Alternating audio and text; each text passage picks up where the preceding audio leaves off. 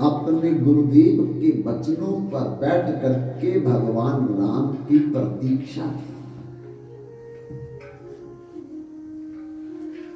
15 साल की जब भिलनी हुई, माता पिता को चिंता हो गई, अब इनका विवाह होना चाहिए। बंधुओं, रंग काला था भिलनी का, नैन नक्श करूप थे, देखने को सुंदर नहीं थी भिलनी। क्यों? क्योंकि इसने पूर्व जन्म में खुद वरदान मांगा था। ये मगध देश के राजा की रानी थी, और जब तो माता पिता के घर में थी तो सत्संग में जाती थी, कथा सुनने में जाती थी, कीर्तन करती थी अपनी सहेलियों के संग। लेकिन जब इसका विवाह हुआ तो राजा ने पाबंदियां लगा दी, न कीर्तन में जाओगी, न सत्संग में जाओगी, न कथा में कभी बैठोगी। क्यों? परम सुंदर थी। राजा हमेशा डरता रहता था कि किसी की नजर ना मेरी रानी को लग जाए। परंतु कभी ये मौका पा करके कहीं सत्संग में निकल जाती तो राजा को पता चले, राजा उसी समय जा करके बैठे हुए लोगों में से कलाई पकड़ करके रानी को खींच करके घर ले आता था और डांटता था, डपटता था। तब रानी रोती थी कि मेरा सुंदरता मेरे लिए अभिशाप बन गया। कभी कभी हमारी सुंदरता हमारे लिए अभिशाप बन जाती है। कभी कभी हमारा धन ही हमारे लिए अभिशाप बन जाता है। कभी कभी ऊंचे पद की नौकरी ही हमारे लिए अभिशाप बन जाती है। और कभी कभी समाज में हमारा ऊंचा नाम ही हमारे लिए अभिशाप बन जाता है। क्यों? क्योंकि जाके प्रिय न राम विदेही, सो छाड़िए कोटि बैरी सम यद्यपि परम सके।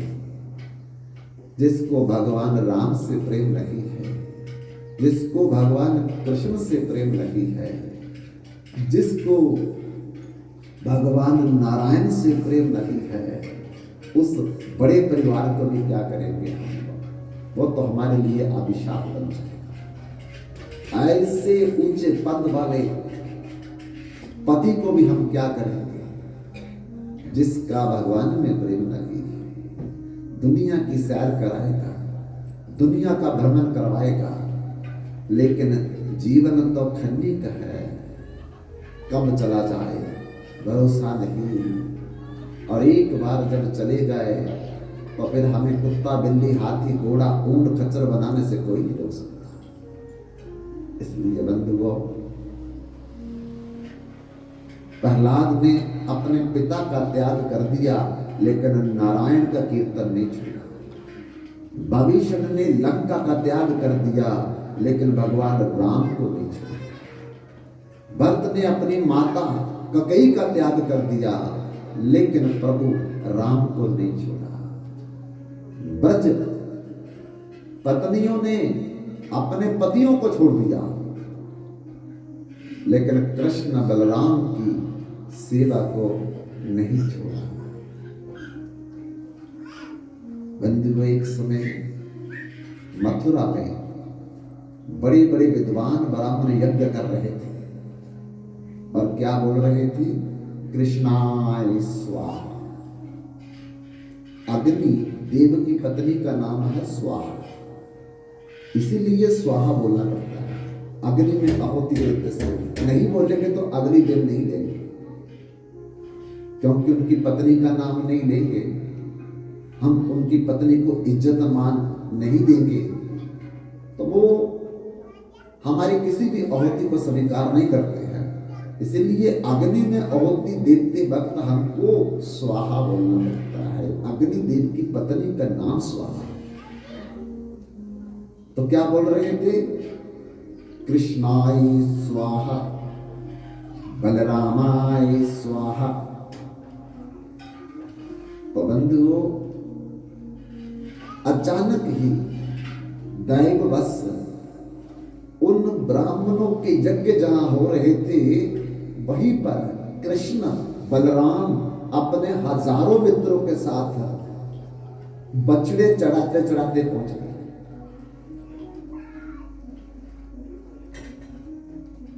और मित्रों ने कहा, कृष्णा, ओ बलराम, आपने आज जल्दी जल्दी हमको उठा करके इन बछड़े को चराने के लिए ले आए, और हमारी माताओं ने तो कुछ बनाया नहीं था, बिना लिए ही हम चले आए।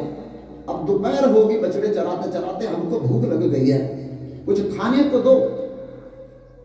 कृष्ण बलराम ने कहा, अरे देखो, ये बड़े विद्वान ब्राह्मण जो है हमारा नाम ले ले करके आहुतियां डाल रहे हैं। कृष्ण आए स्वाहा, बलराम आए स्वाहा, जाओ इनके पास, जो हमारा नाम दे करके आहुतियां दे रहे हैं, इनसे जो कुछ तुम मांगोगे हमारा नाम लेकर के, अरे बड़े खुश होकर के तुमको देंगे कि अच्छा, कृष्ण मांग रहे हैं, बलराम मांग रहे हैं, हम तो उनके नाम की आहुतियां दे रहे थे, वो सच में आ गए।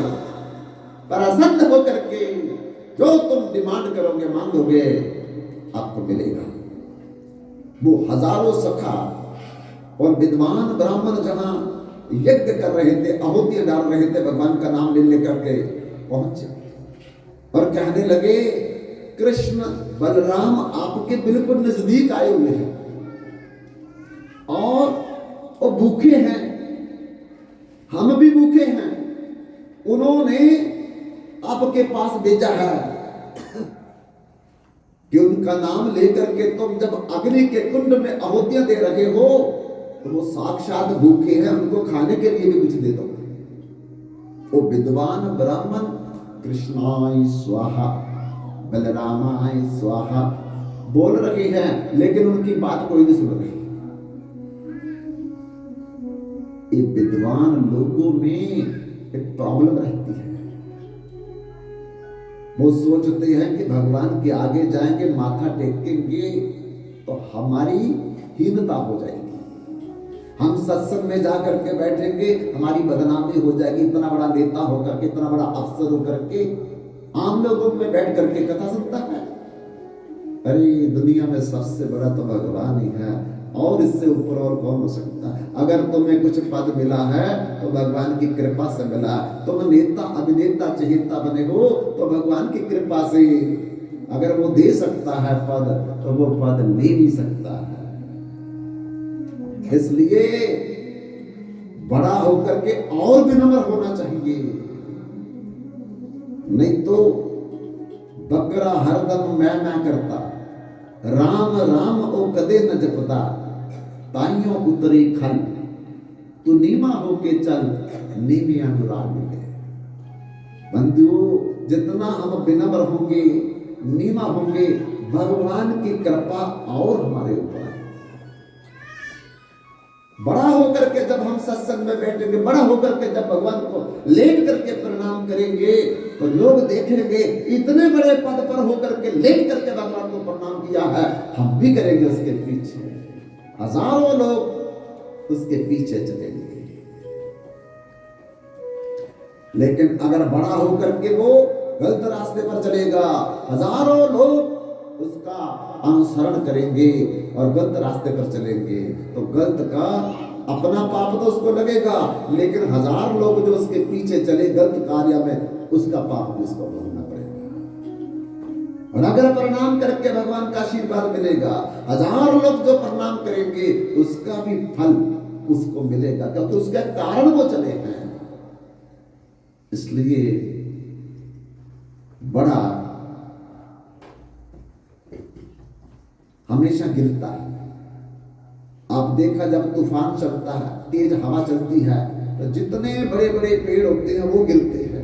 झाड़ियां कभी देखी कभी गिरती है। जब नदी में बाढ़ आती है तो किनारे पर सफेद के पेड़, जितने बड़े बड़े होते हैं, आम के पेड़, सब किनारे से गिर जाते हैं, लेकिन किनारे पे जमी हुई घास वो बेचारी झुक जाती है, कुछ नहीं होता उसको, वैसी की वैसी रहती है। इसलिए जिसने जिंदगी में नीमा होकर के विनम्र होकर के उनमें ज्यादा फल आएंगे। कभी वृक्षों को देखा है, जब उनको फल लगते हैं झुक जाते हैं। जितने ज्यादा फल लगेंगे उतने ज्यादा झुकते हैं। और अगर कोई उनको पत्थर मारता है फल लेने के लिए, तो पत्थर की चोट खा करके बदले में क्या देते हैं? फल देते हैं। और फिर बैठने के लिए छाया देते हैं, सूख जाए तो लकड़ी देते हैं। लेकिन हम बड़े होकर के क्या कर रहे हैं? है हमारा बड़े होने का छोटों को फायदा? क्या हमारे अंदर है क्षमा की भावना? तो हे मनुआ वृक्षण की मत ले, जो उसको मारे पाथर मीठा फल दे। मनुआ वृक्षण की मत ले, छोटा होना सीखना चाहिए। वो पढ़े लिखे ब्राह्मण थे। कृष्णाय स्वाहा बलरामाय स्वाहा, कृष्णाय स्वाहा बलरामाय स्वाहा कर रहे हैं, तो कृष्ण बलराम भगवान पास में आए हैं, उनको कुछ नहीं दे रहे खाने के लिए। बेचारे बोल बोल करके सखा सब वापस आ गए, कृष्ण बलराम कुछ नहीं दे रहे। अरे हमारे नाम का लेकर के वो होती डाल रहे हैं और हमको कुछ नहीं पता, कुछ नहीं देते। बस होती डाल रहे हैं, होती डाल रहे हैं, आपको कुछ नहीं दे रहे। तो ऐसा करो, वो ज्यादा पढ़े लिखे हैं, ज्यादा संस्कृत विद्वान मंत्र जानते हैं, इसलिए उनको अभिमान हो गया। उनके पास में कुटिया है और उन कुटियों में उनकी पत्नियां, जिनको ब्राह्मण पत्नियां कहते हैं, वो पढ़ी लिखी नहीं है, लेकिन वो मेरी पूजा पाठ करती है। उनके पास जाओ, उनको बोलना कि कृष्ण बलराम भूखे हैं, पास में आए हैं बछड़े चराने के लिए, कुछ खाने को दो। बोले उनके पतियों ने कुछ नहीं दिया, वो क्यों देगी हमको? बोले जाओ तो सही, क्योंकि पुरुष कर्तव्य प्रधान होते हैं और माताएं हमारी भावना प्रधान होती है। भैया जहां देने की बात आती है, जहां सत्संग की बात आती है, जहां कीर्तन की बात आती है, जहां कथा की बात आती है, मेरी बहनें ही हमारी इज्जत बचा लेती है। भाई लोग तो दो चार ही आकर के बैठते हैं। अगर मेरी बहनें ना आए तो हम भी इधर बैठ बुठ करके चले जाए वापस, क्योंकि पुरुषों को इतना काम है, इतनी जिम्मेदारियां हैं कि उनको फुर्सत ही नहीं है। जो आए हैं इनको तो लाख लाख प्रणाम है कि पता नहीं कैसे अपना समय निकाल करके इन सत्संग में बैठ करके भगवान का आशीर्वाद प्राप्त कर रहे हैं। नहीं तो देखो पुरुष लोग कहाँ आते, कहाँ जाओ, उनकी पत्नियों के पास जाओ, क्योंकि महिलाएं जो है भावना प्रधान है। उनके पास जाओगे जरूर मिलेगा। उन्होंने कहा जब उनके पतियों ने कुछ नहीं दिया तो वो कैसे देगी? भाई जाओ तो सही, जाने में क्या है। तब वो सखा लोग ब्राह्मण पत्नियों की कुटिया के दरवाजों पर जाकर के बोलने लगे, कृष्ण बलराम भूखे हैं और बिल्कुल आपके पास बछड़े चराते चराते चले आए हैं, अगर कुछ बना है तो उनको कुछ खाने के लिए दो। अरे ब्राह्मण पत्नियों ने जब सुना तो 56 भोग 36 व्यंजन बनाए थे, तरह तरह की चीजें बना करके उन्होंने थाल सजा करके ब्राह्मणों के पास जाना था। ब्राह्मणों ने हवन कुंड में भोग लगाना था, तब फिर बैठ करके सबने खाना था।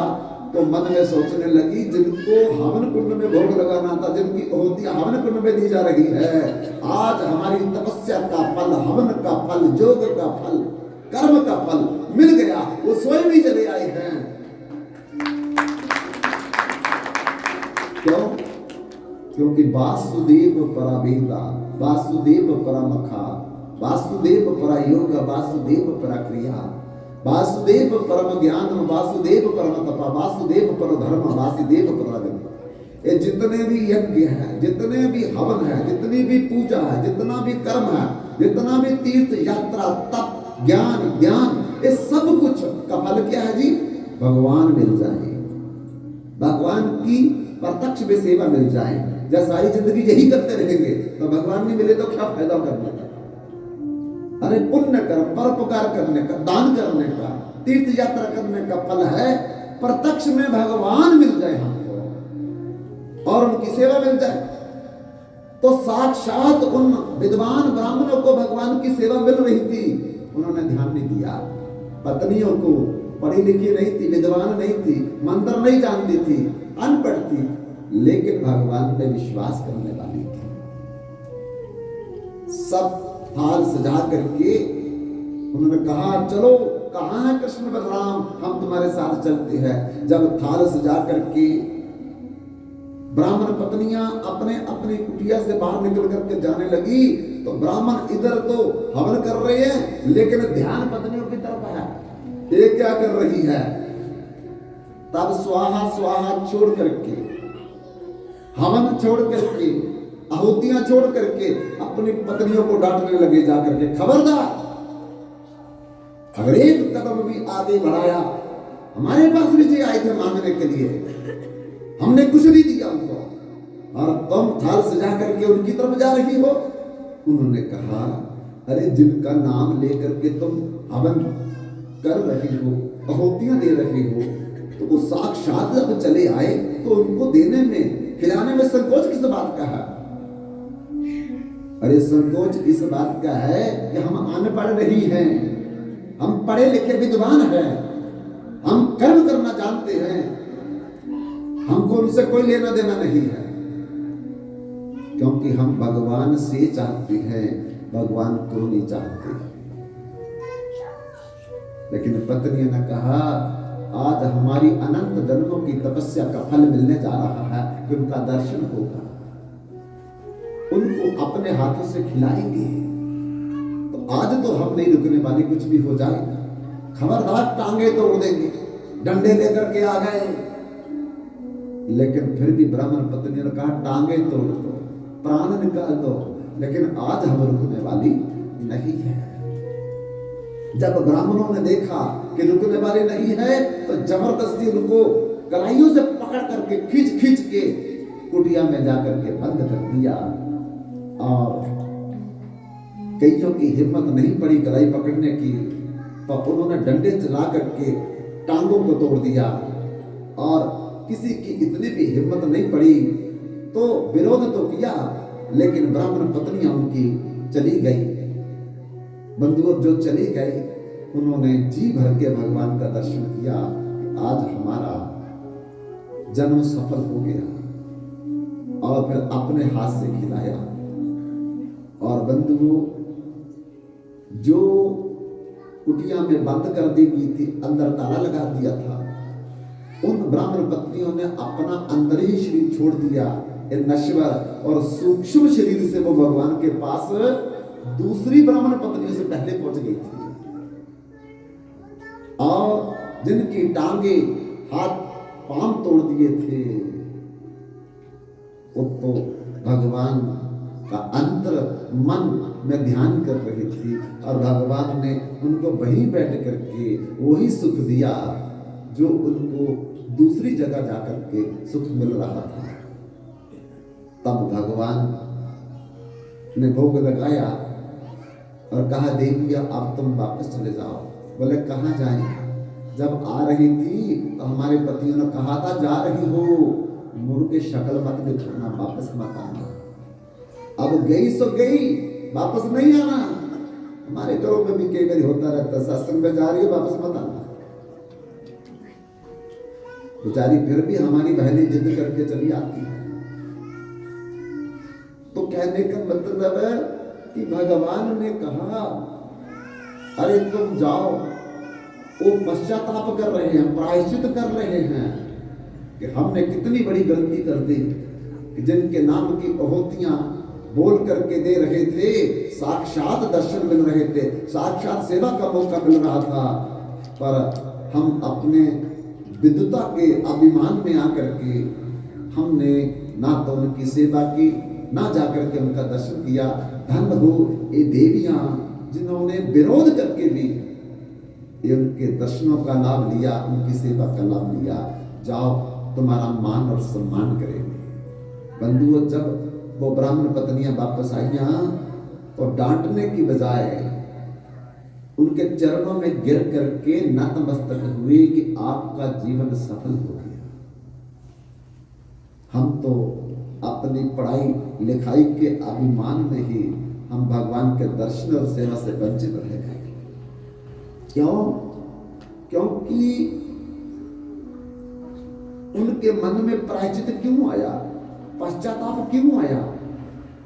क्योंकि जो भगवान को भोग लगा था वो किसकी कमाई का था? पतियों की कमाई का था। तो पतियों के धन से जो अन्न आया था उसके 56 भोग 36 व्यंजन बना करके जब भगवान को भोग लगे तो जिनकी हाथों से कमाई हुई थी उनका मन भी भगवान की तरफ डाइवर्ट हो गया अपने आप ही। इसलिए अगर हम लोग पति की कमाई का कुछ हिस्सा भगवान की सेवा में भोग में लगाते हैं, अरे यज्ञ में लगाते हैं, भागवत में लगाते हैं, तो पति अगर कथा सुनने नहीं भी आएंगे तब भी उनका मन भगवान की तरफ मुड़ना शुरू हो जाता है। क्यों? क्योंकि जहां हमारी एनर्जी जाएगी वहां हमारा मन जाएगा। मान लो आपके हाथ में एक बटुआ है और आप अकेले जा रहे हैं, एक चोर आया और चोर ने क्या किया, हाथ मार करके बटुआ छीन लिया आपका। आपने कहा चोर चोर चोर चोर। जब देखा कि कोई नहीं है तो आप खुद भागना शुरू कर दिया उसके पीछे पीछे। कोई नहीं पकड़ रहा, मैं तो पकड़ो। वो मंदिर में चला गया तो आप भी मंदिर में चले गए, वो किसी के घर में चला गया तो आप भी उसके पीछे पीछे घर में जा रहे हैं, वो किसी निर्जन जगह में चला गया तो आप भी निर्जन जगह में जा रहे हैं। क्यों जा रहे हैं बताइए? आप चोर के पीछे नहीं जा रहे, आप अपने पर्स के पीछे जा रहे हैं। क्योंकि पर्स में आसक्ति है। आसक्ति क्यों है? उसमें पैसा है। तो पैसे में हमारा मन है और जहां हमारा पैसा जाएगा मन भी वहां चला जाएगा। इसलिए पति का पैसा होगा, पत्नी सेवा में लगाएगी तो जहां पैसा जाएगा पति का मन भी धीरे धीरे, अगर भगवान की सेवा में तो भगवान की सेवा में, अगर किट्टी पार्टी में तो किट्टी पार्टी में जाएगा। इसलिए बिलनी जो है ये जब भी कीर्तन में जाती, लेकिन राजा उसे रोकता था, टोकता था, जाने नहीं देता था। आखिरी वो कहती है कि मेरी सुंदरता मेरे लिए अभिशाप हो गया। अगर मैं सुंदर ना होती तो राजा को मेरी कोई परवाह नहीं थी, जहां मर्जी घूमती रहती। कम से कम मैं सत्संग तो सुन सकती, कथा में तो जा सकती, कीर्तन में तो बैठ सकती। राजा मेरे में इतना आसक्त होकर के अरे एक पल भर के भी लिए मुझे दूर नहीं करता है। क्या फायदा मेरी ऐसी सुंदरता का, मेरा जीवन नरक बन रहा है। तब बंधुओं राजा ने इतनी पाबंदी लगा दी, रानी पर के रानी कहीं भी न जाए। महाकुंभ आया प्रयागराज में, जैसे पिछली बार 144 साल के बाद, क्योंकि जहां जहां समुद्र मंथन से जो अमृत निकला था, देवता और दानवों में पहले पीने में झगड़ा हो गया और उस झगड़े के कारण और जहां जहां उस अमृत के कलश से बूंदे गिरी थी उसी जगह पर कुंभ का मेला लगता है। और 7 जगह समुद्र में गिरा, अपना स्वर्ग में गिरा था और 4 जगह पृथ्वी पर गिरा था। तो 7 जगह स्वर्ग में कुंभ लगता है और 4 जगह पृथ्वी पर भारत में कुंभ लगता है। कहां कहां? हरिद्वार, नासिक, उज्जैन और प्रयागराज। प्रयागराज में 3 नदियां हैं, गंगा जमुना तो प्रत्यक्ष में है, सरस्वती गुप्त रूप में बहती है। त्रिबहनी त्रिसंगम, अगर कोई व्यक्ति भूल करके भी त्रिसंगम में त्रिबहनी में स्नान कर लेता है तो उसके 3 प्रकार के गुण नष्ट हो जाते हैं स्नान करने से। तमोगुण, रजोगुण, सतोगुण और वह दिव्य शरीर धारण करता है अगले जन्म में। इसलिए प्रयागराज का जब महाकुंभ आया, सब लोग जा रहे थे, रानी ने चरण पकड़ लिए अपने राजा के कि सत्संग में तो आप मुझे नहीं जाने देते, कथा कीर्तन में आप मुझे नहीं जाने देते, ये पता नहीं 144 साल के बाद आया है, अब इसके बाद कभी मेरे जीवन में आएगा या नहीं आएगा, एक बार तो मुझे स्नान करने के वहां भेज दीजिए। बार बार मिन्नतें तरले करने के बावजूद राजा ने कहा ठीक है, पर मेरी शर्त पर तुम्हें स्नान करना होगा। क्या शर्त है? कि मैं अपने महल से चारद्वारी करके प्रयागराज तक करवाऊंगा और तुम्हें कोई देखेगा नहीं, तुम किसी को देखोगी नहीं, तब तुम स्नान कर सकती हो। रानी ने कहा चलो किसी प्रकार से भी कम से कम स्नान तो मैं कर लूं प्रयागराज जाकर के। राजा ने अपने महल से प्रयागराज तक कनाते लगा दी, पहरेदारी बाहर लगा दी, कोई रानी को ना देखे, रानी किसी को ना देखे। तब रानी प्रयागराज में पहुंचती है। बंधुओं, प्रयागराज में जाकर के देखा कि ना रानी किसी को देख पाए, ना कोई रानी को देख पाए, अकेली रानी खड़ी है त्रिसंगम के सामने, और इतना भाव देख करके प्रयागराज स्वयं मनुष्य के रूप में प्रकट हो गए कि धन्य हो तुम रानी, धन्य हो तुम। इतनी पाबंदियों के बावजूद भी तुम मेरे पास चली आए हो, वरदान मांगो मेरे से। तो बंधुओं, उस रानी ने क्या वरदान मांगा प्रयागराज से? मुझे दुनियादारी की कोई चीज नहीं चाहिए,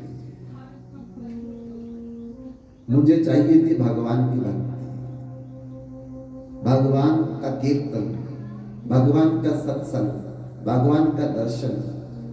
प्रयागराज ने कहा इस जन्म में तुम्हें नहीं मिल सकता। अच्छा, तो उसी समय रानी ने प्रयागराज में छलांग लगा दी, प्राण दे दिए और कहा कि इस जन्म में नहीं तो अगले जन्म में मुझे प्रभु भक्ति मिलनी चाहिए, और ये जो सुंदरता मेरे लिए अभिशाप बना है, मैं कुरूप बन जाऊं, मेरा गोरा रंग मेरे लिए अभिशाप बना है, मैं काले रंग की हो जाऊं, और सबसे नरकिष्ट मैं घर में जाकर के पैदा हूं, ताकि मुझे कोई देख करके भी कभी देखना पसंद ना करे। तो बंधुओं, रानी दूसरे जन्म में शबरी बन करके शबर के घर में, बिलन के घर में, जो निर्जन में रहते हैं और शिकार करके अपना गुजारा करते हैं, उन्हीं के घर में जब 15 साल की हुई तो माता पिता को चिंता है कि कन्या का अब जल्दी विवाह करना है, तो कैसे विवाह किया जाए। तब लड़का देखा, लड़का देख करके विवाह का दिन निश्चित हो गया। एक दिन बिल्ली ने अपनी मां से पूछा कि मां, पिताजी रोज जानवरों को पकड़ पकड़ करके बांध रहे हैं, ऐसा क्यों कर रहे हैं? मां ने कहा तो बड़ी भोली है, हम शबरी जाति के हैं, बिलन जाति के हैं, हमारे जब बारात आती है तो जानवरों को मार करके उनके मांस से उनकी दावत दी जाती है। बिलनी बोली तो कुछ नहीं, लेकिन मन में दुखी हुई कि मेरे विवाह की, मेरे ग्रस्त की खुशी में हजारों जानवरों के प्राण दे दिए जाएंगे, इसलिए संकल्प कर लिया मैं विवाह नहीं करूंगी। 15 साल की उम्र में कल बरात आएगी।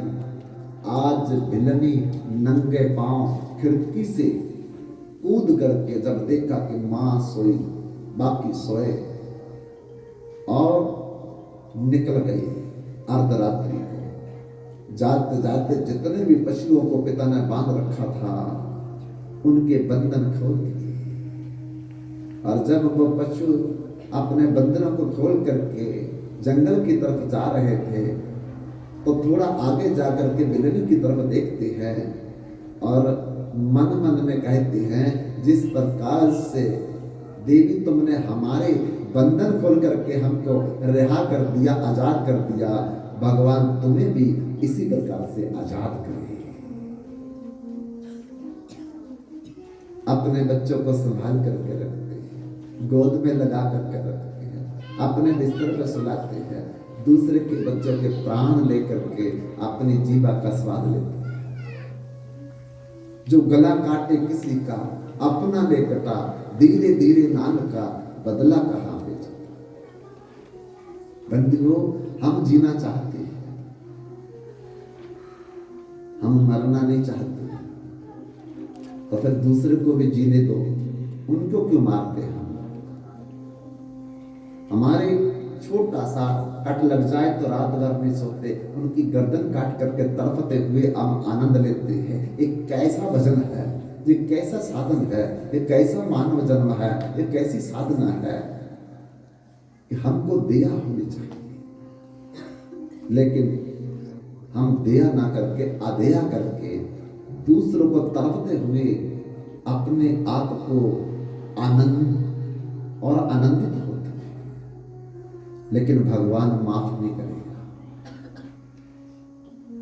भगवान माफ नहीं करेगा। मत सता गरीब को, कुछ आह कह देगा, कोई कृपा भगवान की जड़ से खो देगा। अगर किसी को हम जीवन नहीं दे सकते तो कम से कम किसी के प्राण तो मत लो।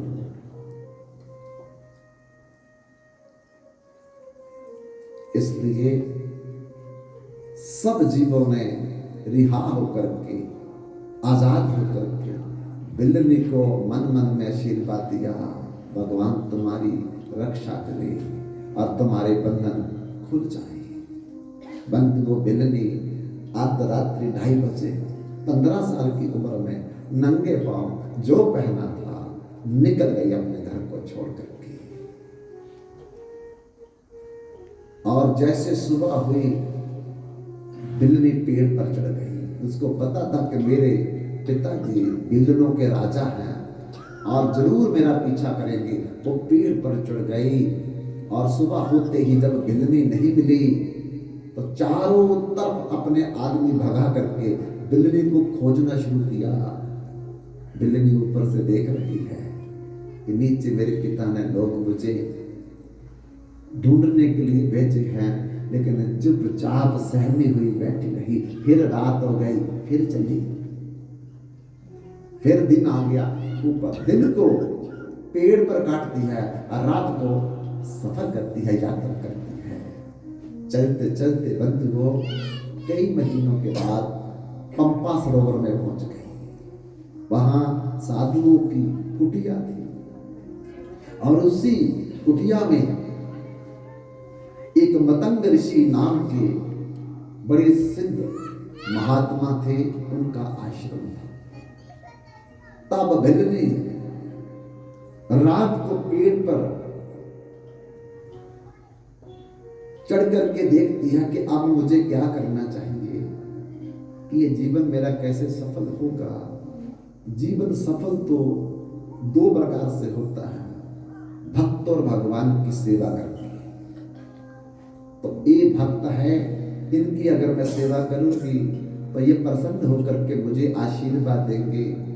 उस आशीर्वाद से भगवान प्रसन्न होंगे, भगवान प्रसन्न होंगे तो भगवान दर्शन देंगे मेरे को। तब उन्होंने क्या किया, रात को संविदा चुनती है, पत्थर बनाती है, डूबे बनाती है और मतंग ऋषि के आश्रम में जाकर के दबे दबे पांव डूने भी रख देती, पत्तल भी रख देती, संविदा भी रख देती है। और पंपा सरोवर है, वहां एक तालाब, उसमें पानी भर करके उनके मटकों को भी डाल देती है और झाड़ू बना करके पूरे आश्रम की सफाई कर देती है। जहां से पंपा सरोवर में नहाने के लिए संत जाते हैं, वो सारा कंक्रीट रास्ता, कांटों वाला रास्ता साफ कर देती।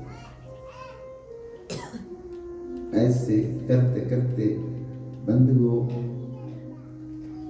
एक दिन मतंग ऋषि ने अपने शिष्यों से पूछा, आश्रम की सफाई आजकल अर्धरात्रि को कौन करता है?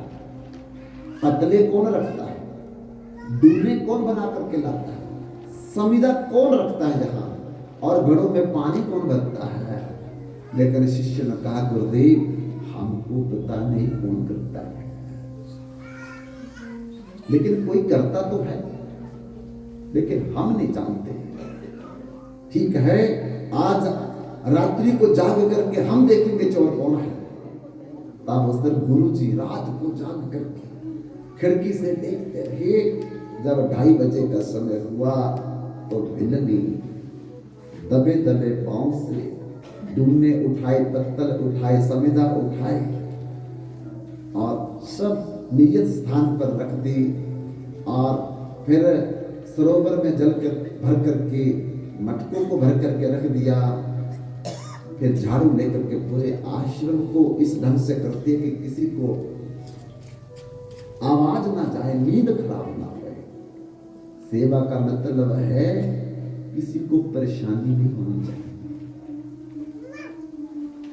जब परेशानी हो सेवा में तो सेवा अपराध होता है। तो ये बड़े ढंग से, बड़ी युक्ति से, बड़े तरीके से सेवा करें। किसी को बैठे हुए परेशानी ना हो, किसी को सोए हुए परेशानी ना हो, किसी को चलते हुए परेशानी ना हो। ऐसे बिल्ली सब चीजों का ध्यान रख करके वो सेवा करती थी। जब सेवा करके जाने लगी तो मतंग ऋषि दरवाजे पर खड़े हो गए। जो आश्रम का दरवाजा था वहां खड़े हो गए। बिल्ली अपने ध्यान में रात्रि को जब निकलने लगी तो अचानक आगे आज किसी संत को देखा। अरे ये संत कौन है? तब आवाज दी मतंग ऋषि ने, पुत्री कौन हो तुम?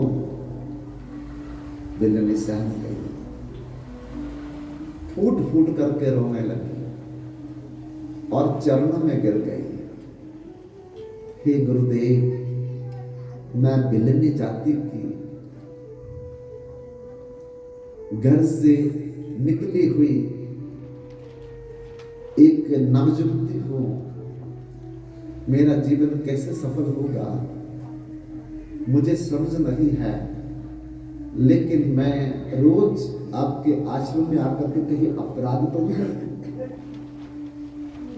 कहा, पुत्री जो तुम करती हो वो तो मेरे बड़े बड़े शिष्य भी नहीं कर पाए। जिस प्रकार से सेवा करके तुमने मेरे मन को जीत दिया है, ऐसा तो मेरा गुरु भाई भी मेरे से कोई नहीं कर सका। अब तुम इस आश्रम को छोड़ करके नहीं जाओगे। मुझे पता चला कि तुम पेड़ों पर रहती हो, आज से ये आश्रम तुम्हारे लिए है। बिल्ली ने कहा कि जहां तो ब्रह्मचारी रहते, सन्यासी रहते हैं, मेरा रहना यहाँ ठीक नहीं होगा, मुझे कोई रहने नहीं देगा, आपकी बदनामी होगी। मतंग ऋषि ने कहा, भले कोई भी बदनाम करे, कितनी भी बदनामी हो, कोई भी छोड़ करके चला जाए, पर तुम जैसी भक्ति, तुम जैसी सेवा मैंने और किसी में आज तक नहीं देखी। तुम रहोगी जब। बिल्ली को नहीं जाने दिया, अब रोक लिया। सुबह होते ही ब्रह्मचारियों को, सन्यासियों को पता चला कि हमारे गुरुदेव ने एक कन्या नवयुवती को आश्रम में स्थान दिया है, तो बदनामी करने लगे कि गुरुदेव बूढ़े हो गए, इनकी अकल भी बूढ़ी हो गई है। अरे इनको समझ नहीं है कि ब्रह्मचारी सन्यासियों के आश्रम में नवयुवती कन्या का क्या काम है। तब जब गुरु जी ने उन किसी की बात को नहीं माना तो एक एक करके ब्रह्मचारी, एक एक करके सन्यासी आश्रम को छोड़ करके चले। तरह तरह से वहां कुटिया में रहने वाले महात्मा मतंग ऋषि की निंदा करने लगे। लेकिन मतंग ऋषि सोचती है, अगर मैं इसको छोड़ दूंगा, बेचारी घर छोड़ करके ये कहां जाएगी?